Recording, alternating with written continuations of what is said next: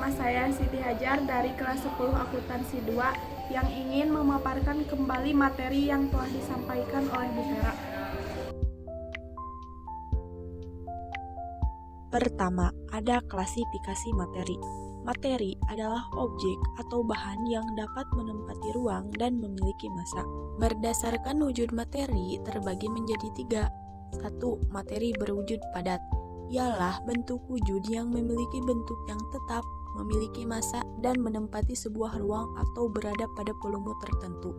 Kedua, materi berwujud cair. Mempunyai karakteristik berubah-ubah mengikuti wadahnya. Volumenya tetap karena sifatnya mudah berpindah, tetapi tidak dapat meninggalkan gugus molekulnya. Ketiga, materi berwujud gas, mempunyai volume dan bentuk yang selalu berubah-ubah sesuai dengan wadahnya meskipun sulit dilihat. Kedua, berdasarkan komposisi materi. A. Zat tunggal adalah zat yang tersusun dari suatu materi yang tidak dapat diuraikan lagi menjadi zat yang lebih kecil dan sederhana. Beberapa bagian dari zat tunggal. Ada unsur atau elemen, adalah suatu zat tunggal yang tidak dapat dipisahkan lagi melalui reaksi kimia biasa. Setiap unsur diberi nama dan lambang untuk memudahkan penulisannya. Unsur secara spesifik dibagi menjadi 3, yaitu unsur logam, non-logam, dan semilogam. Senyawa merupakan gabungan dari beberapa unsur yang berbeda jenis saling berkaitan melalui reaksi kimia dalam perbandingan massa tetap dan tertentu. B. Campuran merupakan gabungan 2 zat atau lebih yang masing-masing penyusunannya masih memiliki sifat aslinya. Campuran dibedakan menjadi 3. Pertama, larutan, yaitu campuran homogen yang komposisi zat penyusunannya sudah tidak dapat dibedakan lagi. Contohnya larutan gula dan garam. Kedua, koloid, yaitu campuran heterogen yang terbentuk akibat terdispersinya suatu zat ke dalam zat lainnya. Contohnya adalah susu. Ketiga, suspensi, yaitu campuran yang masih dapat diidentifikasi antara zat penyusunannya karena tidak tercampur secara sempurna. Contohnya, campuran tepung tapioka dalam air dan air sungai yang keruh. 3. Pemisahan campuran dikelompokkan menjadi 6 bagian. Filtrasi merupakan proses pemisahan campuran dengan cara memisahkan materi padat dan cairnya dengan melewatkan campuran pada saringan. Kristalisasi merupakan proses pemisahan campuran dengan cara mengendapkan larutan sampai terbentuk benda padat berupa kristal. Dekantansi merupakan proses pemisahan campuran yang dilakukan dengan cara menuangkan cairan melalui batang pengaduk ke dalam gelas kimia secara perlahan. Sublimasi merupakan proses campuran tanpa melalui fase cair dengan menguapkan zat padat sehingga kotoran akan terpisah. Distilasi disebut juga penyulingan, merupakan proses pemisahan campuran berdasarkan titik didihnya. Chromatografi adalah proses pemisahan campuran berdasarkan perbedaan pola pergerakan antara fase gerak dan fase diam suatu molekul pada suatu larutan. Poin kedua, sifat materi dan pengukurannya. 1. Sifat spesies merupakan karakteristik suatu zat yang ditinjau dari suatu fisik yang dapat dilihat, diamati, dan diukur tanpa mengubah kondisi fisik zat tersebut. Contohnya air dalam gelas memiliki massa, volume, suhu, dan massa jenis. 2. Sifat kimia. Sifat zat yang berkaitan erat dengan reaksi dan perubahannya jika bertemu dengan zat lain dan menghasilkan zat baru yang berbeda dengan sifat asalnya. Poin ketiga, perubahan materi merupakan alih wujud gas baik karena pengaruh kondisi maupun zat lain yang mengenainya. Perubahan materi dikelompokkan menjadi 3.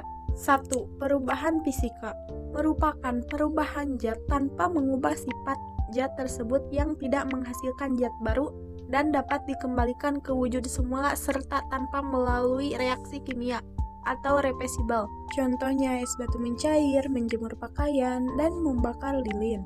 A. Perubahan wujud karena pengaruh suhu dapat berwujud cair, padat, dan gas melalui proses pemanasan atau pendinginan.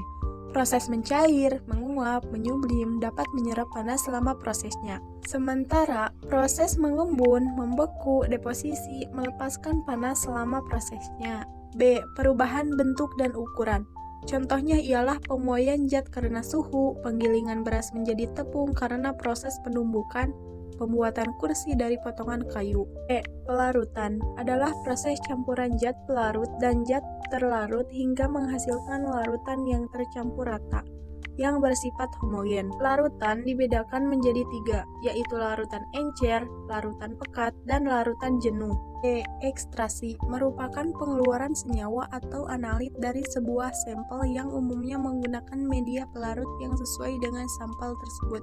2. Perubahan kimia merupakan perubahan zat dengan menghasilkan zat baru yang memiliki sifat berbeda dengan awalnya dan tidak dapat dikembalikan ke bentuk semula atau irreversible. Berikut ini contohnya. A. Pembakaran adalah suatu reaksi kimia pada zat yang mudah terbakar dengan suatu oksigen dan menghasilkan panas.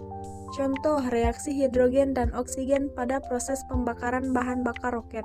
B. Perkaratan merupakan peristiwa yang lazim terjadi pada logam. Korasi atau karat adalah penurunan suatu material pada bahan logam akibat interaksi yang tidak menguntungkan dengan lingkungan khususnya bidang manufaktur. 3. Perubahan biologi adalah salah satu perubahan yang terjadi karena adanya pengaruh aktivitas dari makhluk hidup lain atau mikroorganisme pengurai yang bersifat irreversibel dan menghasilkan zat baru yang berbeda dari sifat awalnya. A. Fotosintesis. Proses pengubahan senyawa air dan karbon dioksida dibantu oleh cahaya matahari yang diserap oleh klorofil, sehingga menghasilkan senyawa glukosa. B. Peragian atau fermentasi adalah proses penguraian zat kompleks menjadi komponen yang lebih sederhana dengan melibatkan enzim pengurai. C. Pembusukan atau dekomposisi. Proses pembusukan dari sisa zat organik yang disebabkan oleh beberapa hal berikut. Pertama, autolisis, keadaan pelunakan dan pencairan sel yang disebabkan intraseluler yang dilepaskan oleh sel yang telah mati. Selanjutnya, reaksi yudikasi dan oksidasi. Yudikasi yaitu pengurangan oksigen dan elektron, sementara oksidasi penambahan oksigen dan pengurangan elektron. Terakhir, aktivitas organisme pengurai, yaitu bakteri memperoleh makanannya dari sisa-sisa kehidupan organisme lain. D. Pelapukan akibat organisme biotik. Penyebab terjadi pelapukan. Pertama, pelapukan biologis, yaitu pelapukan benda sebagai akibat dari aktivitas makhluk hidup. Contohnya jamur, rayap, bakteri. Selanjutnya, pelapukan fisis atau mekanik, yaitu pelapukan yang disebabkan adanya perubahan kegiatan fisis. Contohnya sinar matahari, angin, dan gelombang laut.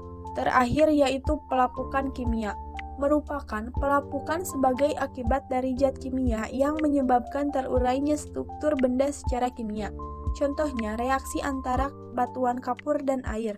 Poin keempat, bahan berbahaya dan beracun. Bahan berbahaya dan beracun atau kerap disingkat B3 adalah zat atau bahan-bahan lain yang dapat membahayakan kesehatan atau kelangsungan hidup manusia dan makhluk hidup lain pada umumnya. Karena sifat-sifatnya itu bahkan berbahaya dan beracun, serta limbahnya memerlukan penanganan khusus.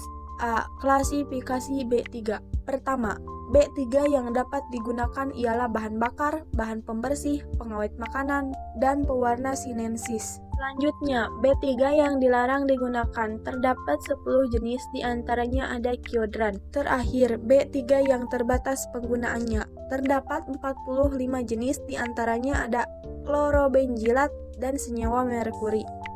B. Pengelolaan B3. 1. Prosedur penyimpanan B3 meliputi pemisahan, pelabelan, risiko berbahaya, fasilitas penyimpanan, invertansasi, wadah sekunder, bahan kadaluarsa, dan informasi risiko berbahaya. 2. Pelabelan B3.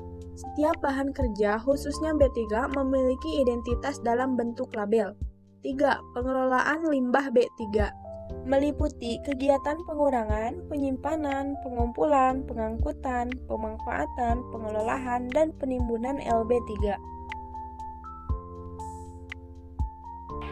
Terima kasih, mohon maaf bila ada kesalahan dalam pembuatan video.